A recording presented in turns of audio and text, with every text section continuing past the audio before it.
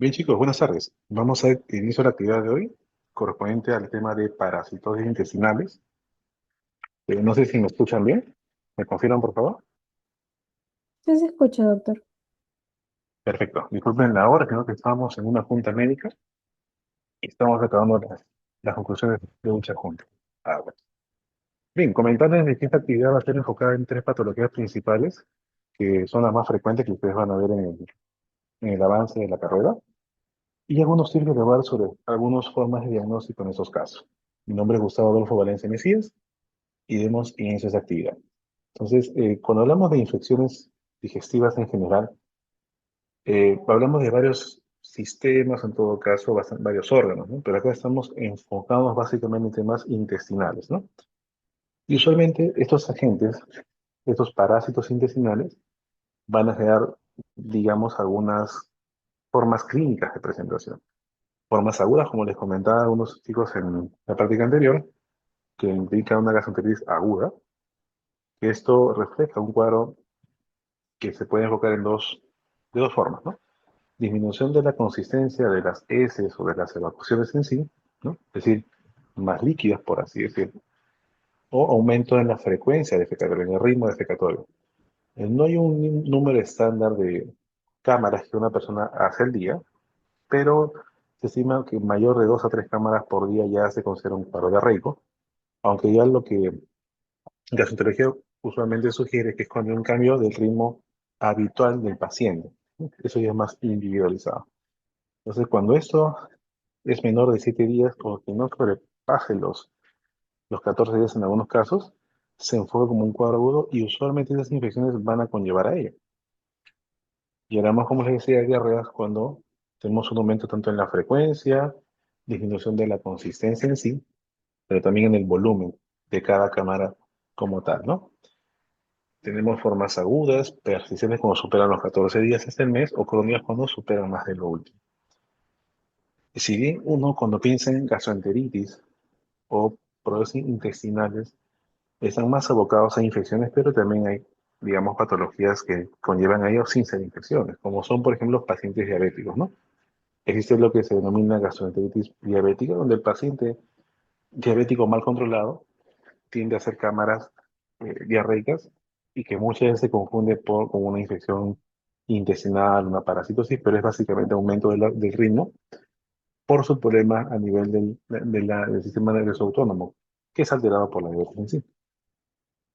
Hay también casos asociados a viajes, ¿no? Lo que se denomina diarrea del viajero o gastroenteritis del viajero, y tienen diversos mecanismos, ¿no?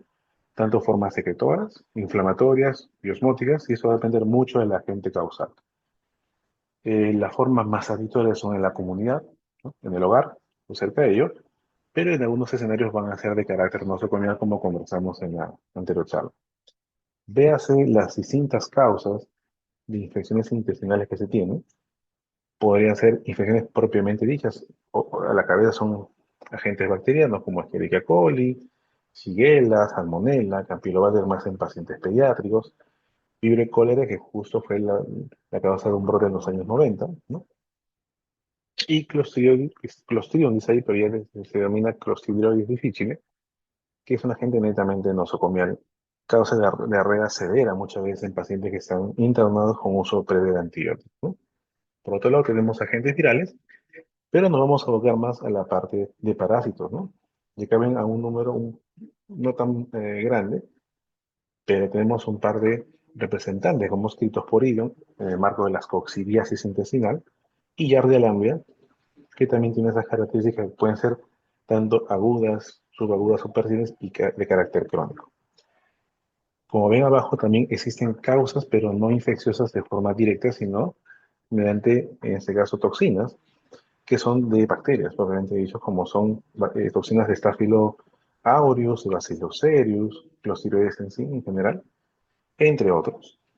Y bueno, causas no infecciosas como pacientes que usan laxantes por algún motivo, usen antiácidos con magnesio, ¿no?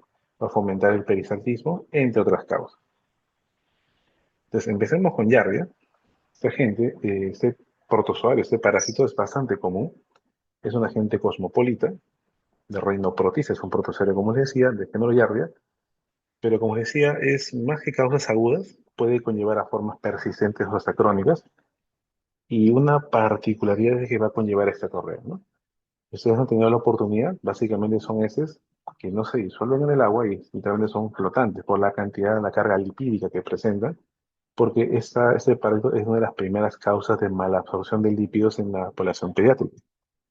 Si bien Giardia lamblia es de predominio en seres humanos, pero tenemos otras Giardias como Giardia achilles o Giardia muris en otras especies que potencialmente podrían ser causa de infección en seres humanos, aunque no es lo común.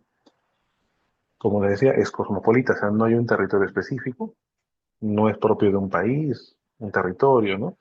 Está en todo el mundo prácticamente, donde hay seres humanos, pero los que más acuden a la consulta son justamente población pediátrica, ya que ellos sí son más sensibles a los estímulos dolorosos, propio de los cólicos que generan esa infección, o el aumento del peristaltismo, o las cámaras de arrecas que conllevan a una deshidratación llamativa, en comparación a un adulto que usualmente tiende a ser formas asintomáticas, ¿no? Tranquilamente cualquiera de nosotros podría ser portador sin saberlo. En un momento dado podríamos ser alguna cámara aislada, pero que se controla o, digamos, se contiene de forma espontánea, ¿no? Como les decía, la mayoría son portadores asintomáticos hasta que al menos tuviéramos algún tipo de molestia digestiva que nos conlleve a hacer algún estudio complementario. Y si bien, como les decía, la sintomatología es digestiva, dolor abdominal, malestar general y bueno, acompañado de cámaras diarreicas, también tenemos manifestaciones extradigestivas, como son cuadros de atopía o hipersensibilidad. No es común, pero también se presenta así. Y es por eso que algunas pruebas también se pueden hacer como complemento ante la aparente negatividad de las pruebas dirigidas a giardiasis. Esa es la estructura del parásito, bien en el esquema. Es, una, es un protozoario plano, en forma, pues, incluso es en forma corazonada, en forma de hoja, que tiene sus fimbrias, ¿no? Esos pelitos, esos como esos vellos que les permiten la motilidad propiamente dicha, y también tiene vesículas periféricas que facilitan su duplicidad, ¿no? Se dividen básicamente por fisión binaria, pero el problema con ese parásito es que también tiene, digamos, mecanismos de adhesión. Literalmente sus fibras, que también facilitan el movimiento, pueden ser útiles para poder enclavarse en el tejido y estar de forma persistentemente instalados, ¿no? Es por eso que en algunos casos hemos tenido pacientes con formas recidivantes, ¿no? De giardiasis, pese a que tienen un mejor hábito alimenticio, cuidan su alimentación, evitan el consumo de lugares de dudosa procedencia, pero cada cierto tiempo vienen con el cuadro como tal, ¿no? Porque es difícil eliminarlas así, ya que se quedan literalmente tapizando todo el duodeno, todo el tracto digestivo, y eso lo cual limita su erradicación. ¿Y cómo nos vamos a contagiar? Básicamente, es el consumo de alimentos contaminados o aguas que estén contaminadas con quistes, ¿no? Quistes del parásito que, digamos, al ser ingeridos, la capa, la membrana del quiste, es digerida o disuelta producto de los jugos gástricos y esto permite la liberación del trofosfito, pero que se queda en el contenido intestinal, ¿no? Dentro del lumen. Se adhiere al intestino y empieza ahí a alimentarse de forma directa y también empieza a reproducirse en ese microambiente, ¿no? Recordemos que el trofocito no sobrevive al medio ambiente por gradiente oncótica, por depresiones y también por la falta de alimento, ¿no?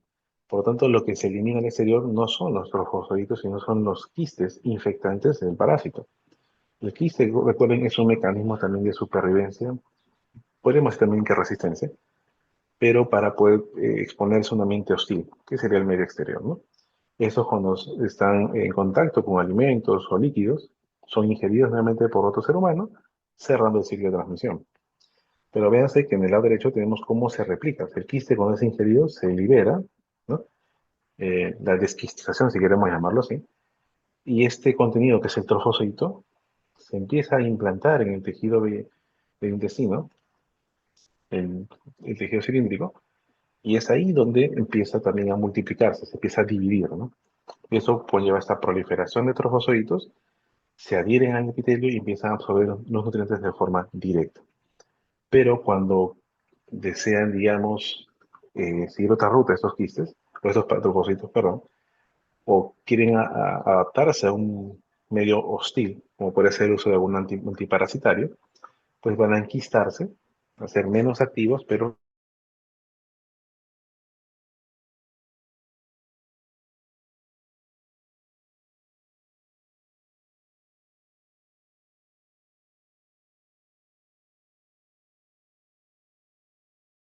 todo agente externo o extraño al ser humano o al organismo es considerado hostil, es considerado no grato, y nuestro sistema inmunológico primario o innato empieza también a actuar, generando pues eh, mediación o en todo caso reclutamiento celular, el cual conlleva una inflamación local no tan controlada, pero que podría favorecer la translocación bacteriana. Como ven ahí, entre cada célula hay un espacio, unas flechas, donde tranquilamente puede haber disrupción entre uniones intercelulares y favorecería que las bacterias que son más pequeñas podrían penetrar el tejido generando invasión a torrente sanguíneo. No es de señal que los pacientes con diarrea crónica también tengan chance de hacer bacterias secundarias, ¿no? Por eso que también el tratamiento es importante, por más que no hubieran tantos síntomas. Pero este efecto es controlado, porque una vez que el parásito se asienta en el tejido del epitelio, ya no genera tanto reclutamiento celular y tiende a ser más controlado. Es por eso que muchos son portadores crónicos. Digamos que esa llave también tiene muchos efectos, como les dije, el hecho de adherirse a la adhesión propiamente dicha, que también es un factor de virulencia para permanecer en el huésped. También poder evitar los factores naturales que puedan digamos, impedir su replicación, como es la motilidad en este caso de los flagelos. Variación antigénica, literalmente puede adaptar su conformación para evitar, en todo caso, la acción de algunos anticuerpos como inmunoglobulina A, o sea que literalmente debería erradicar esos parásitos, sino que se modifican algunas moléculas de estructura, evitando lo que es la ozonización. Y también, como les mostré en la anterior lámina, el producto de ese microclima inflamatorio altera la respuesta innata del paciente, en este caso el huésped, ¿no? Generando pues limitación para su erradicación. De forma complementaria, se busca también evitar la inflamación en el paciente, generando modificaciones antiinflamatorias, lo cual es mediado por los torfocitos principalmente. Y asimismo, como les he comentado hace un momento, llegan a sobrevivir, en este caso en el tracto digestivo, en el lumen digestivo, ya que lo que digamos, se erradica o se degrada es la membrana del quiste, lo cual facilita que el trofocito pueda llegar al tracto intestinal y poder generar su ciclo vital como tal, ¿no? Es así, donde el parásito, pues, una vez que se libera del quiste, puede estar activo y puede estar literalmente replicándose en el lumen, viendo sin ningún problema, y moviéndose con los flagelos de lugar a lugar. Pero ante cualquier noxa, cualquier cambio en el ambiente, rápidamente busca la enquistación y esto permitiría la sobrevida o la supervivencia ante un ambiente pues no tan favorable para esta especie. Pero también esta infección, este parásito va a llevar, doctor, a un efecto indirecto contra algunas bacterias. Sí, como les dije, sí puede ser incluso promotor de infecciones mucho más severas. Por ejemplo, podemos tener casos de translocación bacteriana por Escherichia coli en sus distintas especies, sus tipos, enterohemorrágica, enteropatogénica, entre otros. Enterococcus también pueden traslocar. Recordemos que son gérmenes, podemos ser más entero, están en el tracto intestinal y pueden sobrevivir. Entonces, no es inusual encontrar también pacientes que dan diarrea con fiebre o con escalofríos como un cuadro de una bacteriana secundaria. En el caso de algunas bifidobacterias, al cambiar el microclima intestinal va a inhibir su replicación y por ende tendríamos también mayor riesgo de diarreas secundarias. Otras enterobacterias, llámese Klebsiella, Enterobacter, Proteus, pueden también traslocar. Prevotella, la presencia de Prevotella también en el cultivo nos sugeriría un incremento o digamos, como es un marcador de crecimiento, en todo caso, colonización diaria, están muy fuertemente vinculadas, ¿no? Otras como Grama protobacteria o Natrobacillus no tienen bien definidos sus roles, pero se ha visto también de que podría haber un desbalance, un sobrecrecimiento de esas bacterias debido al este efecto inflamatorio que genera diarrea, limitando en este caso la inhibición de esas bacterias. Pueden multiplicarse mucho más, pueden generar incluso colonización del tracto digestivo y potencialmente ya diarreas, en este caso de carácter inflamatorio. Doctor, pero muy bien, ya sé que la diarrea, qué efectos tiene en el paciente, pero ¿qué más hay? ¿Algo más que nos debemos preocupar? Pues sí, como les dije, al generar alteración en la absorción de algunos alimentos, en este caso principalmente lípidos, vamos a también a tener casos de su producción, en este caso de insulina. O sea, vamos a tener efectos metabólicos por una infección. Así es. Vamos a tener, por ejemplo, incremento en los factores de señalización de algunas hormonas, incluso manipulación de algunos receptores de insulina, y este podría conllevar a que haya incremento, en este caso, del acúmulo de lípidos en el organismo, o sea, lipodistrofia o hipertrigliceridemia, que sea que uno no tenga tanto consumo, por incremento de la lipólisis del tejido adiposo, tejido lipodeo. Y de forma secundaria también alteración en el metabolismo de la glucosa. O sea, voy a incrementar la producción de glucógeno, aumento de la glicólisis, o sea, alteración hepática, y disminución de la gluconeogénesis. O sea, doctor, debo entender que podría, digamos, llegar a ser resistencia a la insulina por una infección. Sí, por esa tercera señal, que es incremento de la grelina, ¿no? Aumenta el glucagón, disminuye la síntesis de insulina en el páncreas por efecto secundario, también disminuye la sensibilidad de insulina en el tejido adiposo del músculo, o sea, evitamos la captación de glucosa a través de algunas GLUTs, ¿no? Y también disminuimos también el consumo o el uptake, en este caso, de glucosa por tejidos. Entonces voy a tener más glucosa sérica, menos insulina sérica y por ende una glicemia persistentemente elevada. Eso se denomina diabetes, ¿no? Y de forma secundaria, como les decía, al haber menos producción de insulina, generamos un feedback negativo al páncreas y pues conllevaremos a menor producción así, ¿no? Pues sí podríamos en eso a largo plazo, pues, es un factor de riesgo, digamos, también para desarrollar diabetes mellitus. No es algo raro y es estudiado y se ha visto como un factor de riesgo como tal. Pero asimismo, ¿qué síntomas voy a tener en general con una infección por diarrea? Los habituales síntomas digestivos puede haber asociado a malestar general también, fatiga, por sobrecrecimiento bacteriano concomitante, ya que les mencionaba, diarreas, usualmente son secretoras, se atorrea por la mala absorción de lípidos, náuseas y bueno, en algunos casos podríamos llegar a la anorexia, ¿no? Recordemos, no hay un grupo etario predominante, pero se ha visto que hay mayor cantidad de casos en pediatría, lo que más se reporta porque se piden estudios, por lo tanto es un grupo de riesgo, pero la mayoría tienden a ser asintomáticos. ¿Y qué síntomas son poco frecuentes? Síntomas extraintestinales, como es la urticaria, dermografismo y casos muy raros, hiperactividad bronquial. Pacientes que acuden a la emergencia por cuadro de tos, disnea, broncoespasmo y piensan que es un asma refractario, cuando realmente es una parasitosis que no se ha tratado por incremento de la inmunoglobulina D, como parte del cortejo, en este caso, de citoquinas, ¿no?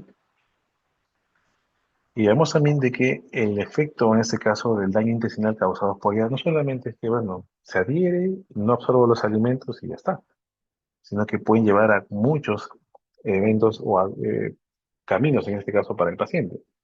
En un adulto, pues, vamos a llegar a casos de obesidad, disbiosis intestinal, incremento, en este caso, de la inflamación crónica y tendencia a enfermedades metabólicas, como ya comentamos. Pacientes adultos que pueden llevar a cuadros alérgicos persistentes, crónicos, con eosinofilia. Ahí está, incremento de los títulos de anticuerpos IgE, que pueden ser tratados como un cuadro asmatiforme, pero se trata del síntoma más no la causa. Y definitivamente cambios en la piel también, como les decía, manifestaciones extraintestinales. En algunos pacientes delgados vamos a tener deficiencias de vitaminas. Esto es básicamente por mala absorción. No se absorbe la vitamina B12, vitamina A. Podemos conllevar anemia y también alteración electrolítica por la diarrea persistente, ¿no? Y en los niños definitivamente alteración en el crecimiento por poca o pobre absorción de nutrientes, anemia, disminución de la ganancia de peso, falla del medro en algunos casos, y también desbalances de electrolitos por la diarrea como corresponde. Eso por el lado de diarreasis, y recordemos que el tratamiento de elección a la fecha, y eso pues no le he puesto en la lámina, es para que ustedes lo tengan presente, es el uso de algunos antiparasitarios de tipo antiprotozoario, como por ejemplo, tenemos a albendazol en algunos casos, pero lo que más se usa es metronidazol. El tema con metronidazol es que tiene que ser un poco gastrolesivo, da náuseas, intolerancia oral, pero es lo que hasta la fecha se ha considerado como tratamiento de elección o realmente de primera línea por la disponibilidad en los establecimientos de salud, ¿no? Cuando ustedes estén en el internado, estén haciendo consultas pediátricas sobre todo, van a poder usarlo sin, digamos, alguna limitación. O también en el salud, es lo que tienen como parte del PNUM, ¿no? Pero otros, eh, digamos, similares a metronidazol, tenemos al tinidazol. Es eficaz, y ¿cuál es la ventaja? Que tiende a darse en dosis única, usualmente de 2 gramos en adultos. A diferencia de metronidazol, que requieren dosis de 3 veces al día, de 7 hasta 10 días en algunos casos, ¿no? Otro, pero ¿se puede hacer algo más aparte de eso? Sí, tenemos nitazoxanida, dosis de 500 miligramos cada 2 horas durante 3 a 5 días, aunque algunos pacientes no lo toleran mucho por las náuseas, ¿no? Pero también existe la presentación en suspensión para pacientes pediátricos. Y en el caso del albendazol, es una alternativa, pero cada vez pierde efecto porque tenemos tratamientos un poco más dirigidos a protozoarios, ¿no? Ante la ausencia de metronidazol o tinidazol, sí podríamos usar albendazol en dosis única, un gramo como dosis única, y ver la respuesta en este caso con los controles en el estudio en esos, tal cual. Otro problema que tenemos en cuanto a parasitosis son las teniasis, también son frecuentes, son parásitos del género Tenia. Tenemos dos, en este caso, que son las principales, y somos literalmente huéspedes accidentales, como es Tenia saginata y Tenia solium. ¿Somos los únicos hospederos? Usualmente sí, aunque vamos a ver que hay algunos casos de que no lo vamos a hacer. El tema con la teniasis es que son enfermedades parasitarias, pero que no dan síntomas. Son síntomas muy sutiles, incluso son muy esporádicos, lo cual facilita que el parásito siga creciendo, siga quiescente en el paciente, y después de años pueda eliminar a una prolótida y recién enterarnos que tenemos una infestación, ¿no? Por lo tanto, no hay un síntoma cardinal que me diga esto es una teniasis. Algunos síntomas como dolor abdominal podrían sugerirlo, pero sabemos de que no es la única causa, pero sí pueden conllevar a desnutrición a largo plazo, sobre todo en pacientes pediátricos.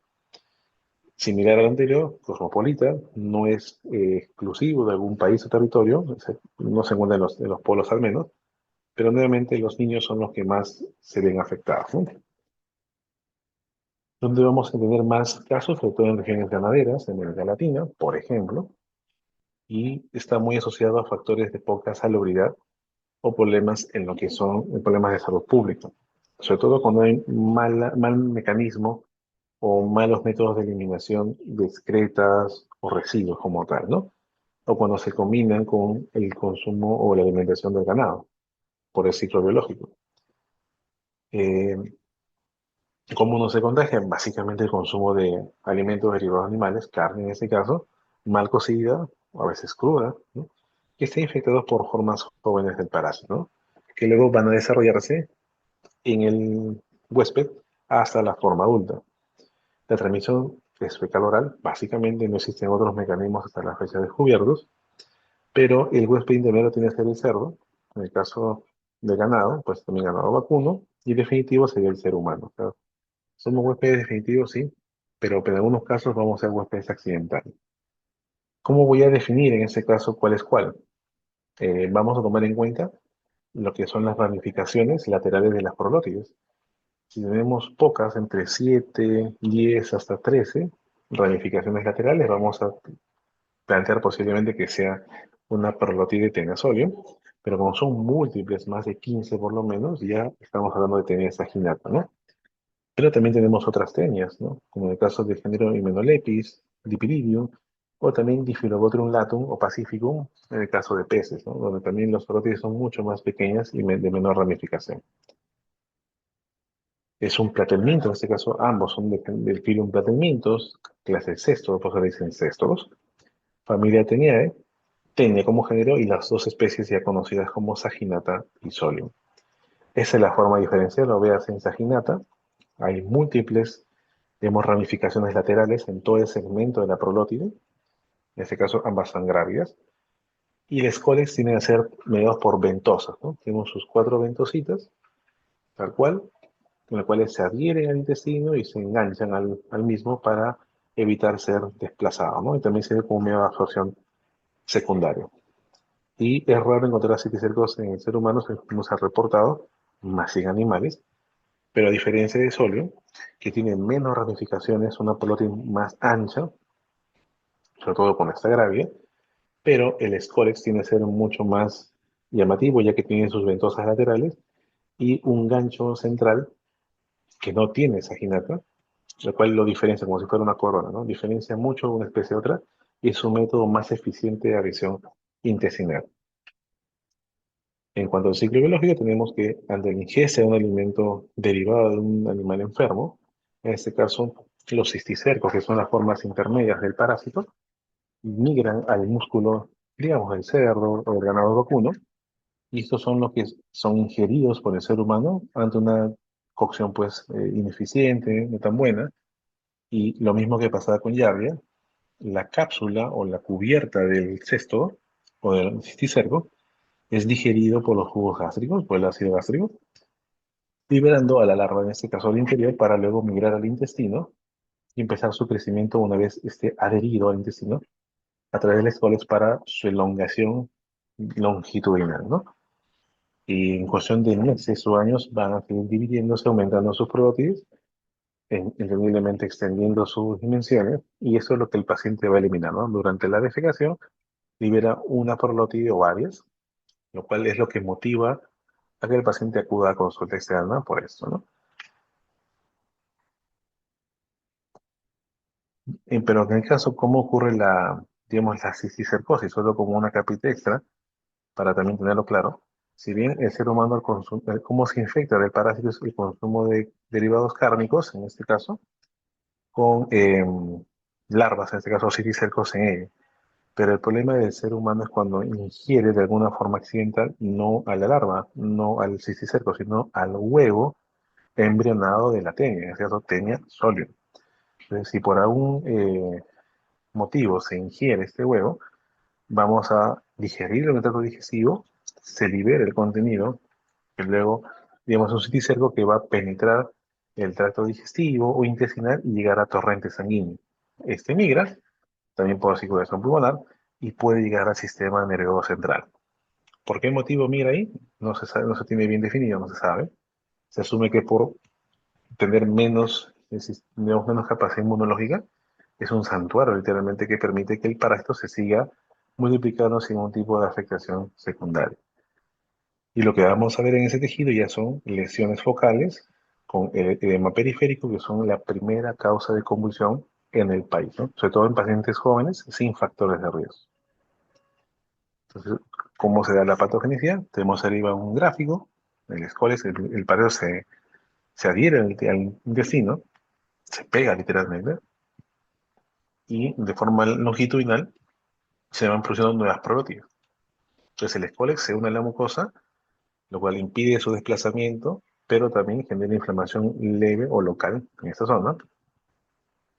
Pero cuando este parásito es de gran tamaño, de grandes dimensiones, también podría conllevar a cuadros de pseudo o realmente obstrucción intestinal, lo que genera muchas veces acudir a emergencia por ello, ¿no?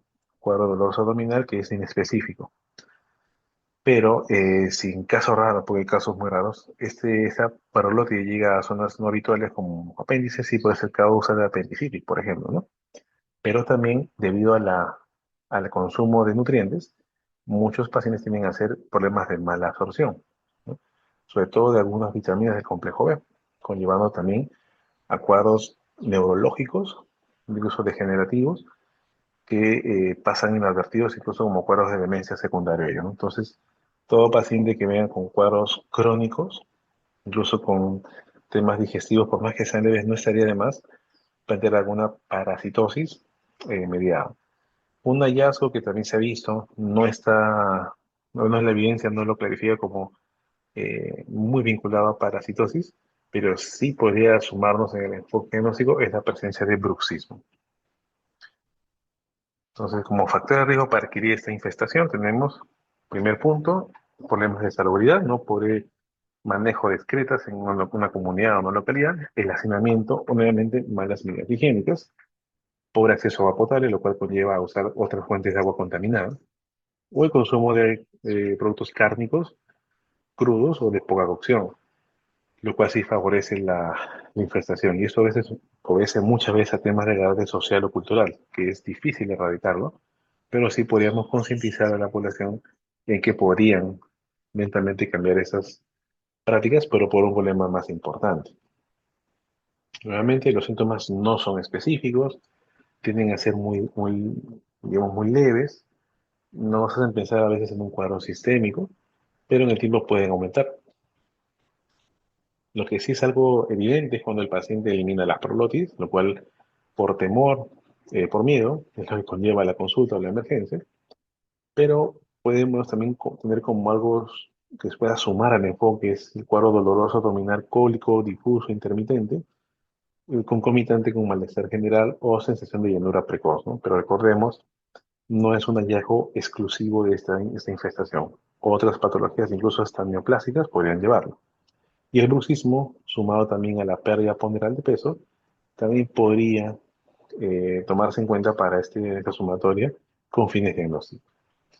Entonces tenemos a la prolotide, que es causa de dolor abdominal, el bruxismo, como ven en la segunda lámina, de tener esa mordida o ese chirriar de dientes, como decían a la antigua nuestros abuelos, y pues como ven en la tercera lámina, la eliminación de muchas a veces prolótides, que es lo que el paciente se aterra, incluso traen a la emergencia envueltos a veces en papel o un medio, para poder darle alguna solución, ¿no?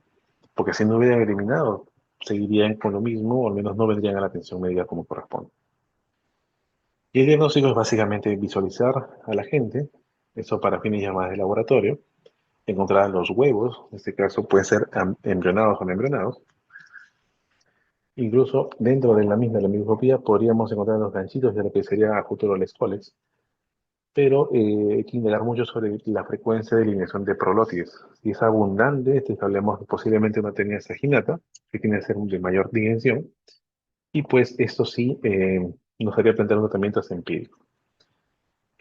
Si alguna vez tenemos la oportunidad de captar alguna prolotid, podríamos colocarlas en un portaobjetos y a la luz, literalmente de una fuente lumínica, podríamos determinar cuántas ramificaciones tendría para menos orientarnos cuál es la posible especie para medidas consecuentes. Eso es lo que podríamos tener, una muestra, en este caso de las prolótides, visualizarlas a contraluz, o incluso la eliminación de algunos parásitos, en este caso de algún procedimiento quirúrgico, o la microscopía que nos permite ver el huevo embrionado, tal cual, que es indistinguible de Solium o Saginata en ese momento, solo se cree como huevos de Tenia spp, lo que nos permitiría, si sabes, son métodos ya de anticuerpos o de reacción en canal de la polimerasa, de tener la facilidad. Y el tratamiento, bueno, depende mucho.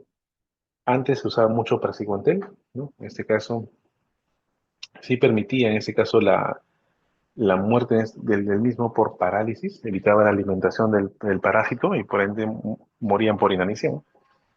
Pero se ha visto también que ya cada vez se produce menos. Tenemos praziquantel, pero para uso veterinario. Es raro ahora que uno encuentre fácilmente esto. Y en verdad este antibacteriano es muy bueno no solo para teniasis, sino para otras entidades, ¿no?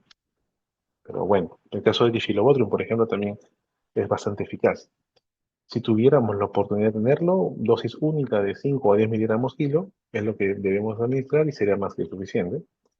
Pero como alternativas tenemos nuevamente albendazol, 15 miligramos kilo en una sola dosis. Algunas literaturas recomiendan hacer una segunda dosis a la semana. Tenemos niclosamida, o niclosamida, perdón, 2 gramos en dosis única. Lo bueno es que se concentra en el lumen intestinal, lo cual evita la absorción en otros compartimientos, inhibiendo la fosforilación del parásito, lo cual conlleva a muerte por desnutrición del mismo, ¿no? Y nitazoxanida también se da por un tiempo más prolongado, 500 miligramos cada 2 horas por 3 días, con efectos similares, ¿no? Tenemos disponible al menos albendazol y nitazoxanida para fines terapéuticos. Diagnóstico, como les decía, es enfocado a las pruebas directas en heces o los prolótides como tal, pero si no tuviéramos quizás la oportunidad de una muestra fecal, podríamos usar algunos métodos séricos, serológicos, en este caso hemoglutinación para ateniasis, arco 5, inmunoelectroforesis, aunque no es usual, es raro que se haga eso más para fines de investigación, detección de anticuerpos IgM o IgE específicos para atenia, Western blot o reacción de cadena de la polimerasa. Lo malo es el costo, tienen que ser muy altos, ¿no? El directo sigue siendo el método de elección, es costo efectivo, es rápido, y estoy una persona entrenada, pues nos da el diagnóstico de especie. Podríamos también tomar en cuenta algún estudio de imágenes si hubieran síntomas extraintestinales como es disnea, tos productiva, crónica, asociada a sibilantes, sí, como en este caso es eosinofilia, o perdón, incremento de la hiperreactividad bronquial producto de la incremento también de la inmunoglobulina E, o tomografías cuando tenemos algún tipo de duda, sobre todo ante cualquier evento de obstrucción intestinal, ¿no? Ecografías nos podrían ayudar también para búsqueda de alguna obstrucción focal ante la ausencia de otros métodos de imágenes diagnósticas. Y bueno, para concluir, algo muy cortito, y esto se ve mucho más en pacientes inmunosuprimidos, quizás como tengan algún paciente con VIH, puedan ver algún caso que son las cocidas intestinales. Debemos aclarar de que estas especies son un grupo de parásitos, un grupo de protozoarios, pero que tienen mucho ese mismo tratamiento y están más enfocados en pacientes con algún grado de inmunosupresión. Es raro encontrar en un inmunocompetente, es muy raro, pero lo que sí vamos a tener en cuenta es las manifestaciones en general. Por ejemplo, tenemos Cryptosporidium, Ciclospora, Cistoisospora, antes llamada Isospora belle, y también Microsporidium, ¿no? La ventaja es de que el tratamiento es bastante similar a lo anteriormente comentado. El problema es el diagnóstico. Son causas de diarrea crónica en pacientes inmunosuprimidos y los métodos diagnósticos a veces no se tienen a la mano en los hospitales. Que son tinciones específicas como tinción Quiñún, pero que nos permite ver, por ejemplo, en la última fotito, es probablemente la coloración Quiñún, la cual es en un fondo blanco, tinción de detritus, en este caso, pues un poco más celeste, y las esporas como tal, de una coloración, pues, digamos, guinda, un poco más purpúrea, ¿no? Dándonos la positividad de la prueba. Es por la captación de algunos ácidos en la membrana del protozoario. La distribución de esos es casi, digamos, por no decir en todos los países en los que no se notifican,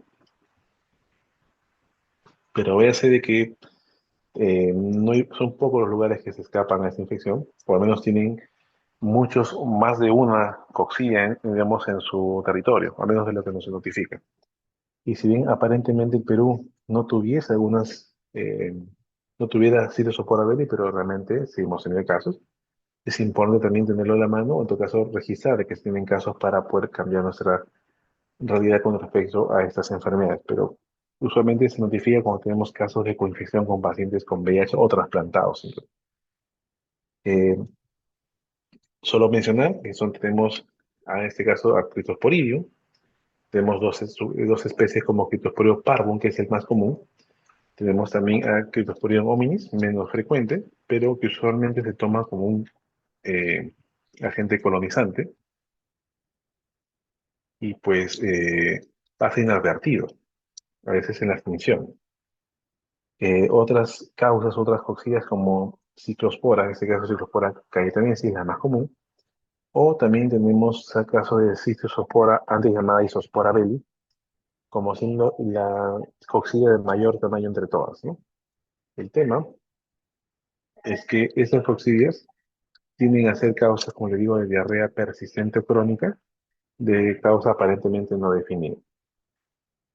Sumado a ello, podemos tener dolor abdominal durante la defecación y también de forma gradual, consecuente, pérdida ponderal, que nos hace dudar a veces del proceso oncológico. Pero ¿cómo se va descubriendo más de esas enfermedades, de esos agentes causales, a raíz del inicio o descubrimiento del VIH? Muchos pacientes que acudían a las emergencias hospitalarias venían por diarrea crónica que no resolvían a los antibióticos convencionales, ¿no? Acudían por diarrea cada 2 semanas, cada mes, y sumado a también la desnutrición calórico-proteica secundaria.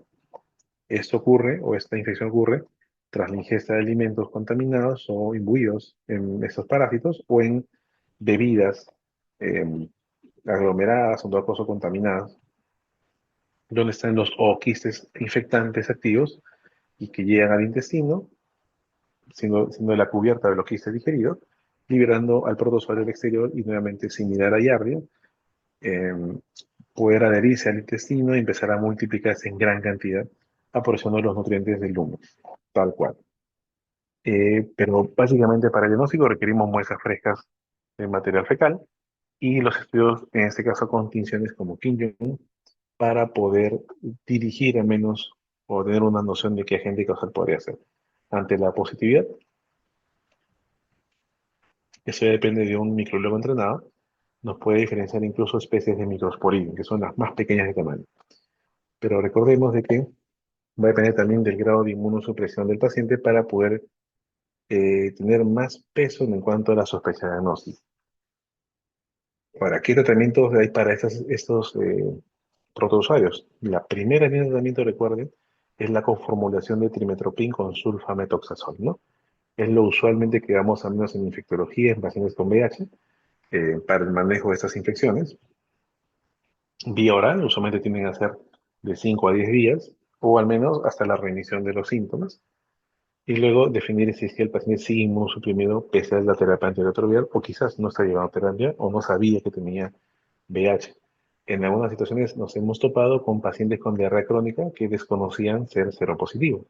Por ende, y también quizás le sume, paciente con diarrea más de un mes, pérdida de peso, quizás por ahí alguna adenopatía, plantea tinciones quillón, aparte del coprocultivo, y no estaría mala idea también hacer descarte de alguna inmunosupresión para aproximación diagnóstica. Doctor, pero ¿sabe qué? Tengo un paciente con VIH en estadio SIDA y diarrea persistente, pero es alérgico a la sulfa, ¿no? Al trimestoprim con sulfametol. ¿Qué le puedo dar?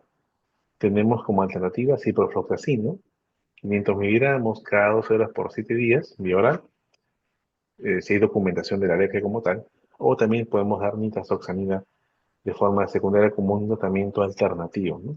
Ojo, esto no me, me garantiza la cura clínica necesariamente, pero sí se recomienda fuertemente el pronto inicio de la terapia antirretroviral. Mientras el paciente sigue inmunosuprimido, la recurrencia de coccidiasis va a ser alta. Puede volver a venir a la emergencia al mes siguiente por diarrea, incluso hasta podría conllevar a una severa hipocalemia que podría conllevar a mortalidad asociada. Por lo tanto, la idea de estos casos es calmar los síntomas, sí, pero tratar también la causa subyacente para poder, digamos, evitar alguna complicación. En algunos casos, por ejemplo, como en el caso de cistospora o criptosporidium y también de microsporidium, la terapia más que el antimicrobiano en sí, más que el trimestoprim sulfametosol, más que la nitazoxanida, es iniciar pronto la terapia antirretroviral como tratamiento, entre comillas, de elección. No directamente contra el protozoario, pero sí para incrementar el conteo de CD4 que me conlleve a un mejor sistema inmune que contrarreste de forma natural a la infestación por esas cóxidas, ¿no? La última lámina, solo para mostrarles los diferentes grupos de riesgo que se tienen para adquirir coccidiasis, ¿no?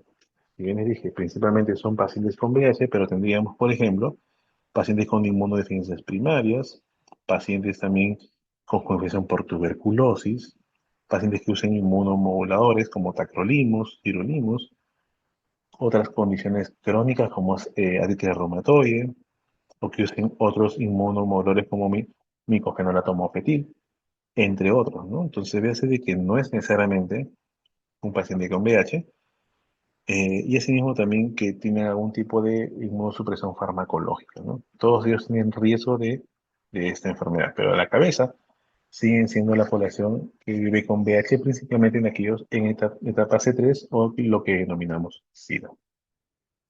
Bien, chicos, ¿hasta ahí alguna pregunta, alguna inquietud de la charla?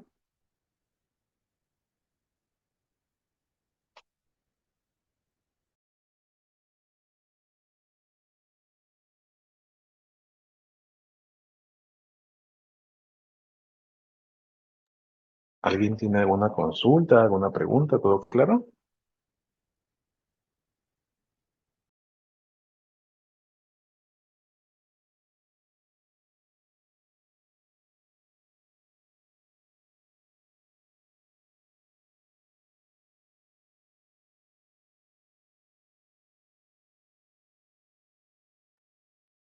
Bien, me parece que no hay dudas.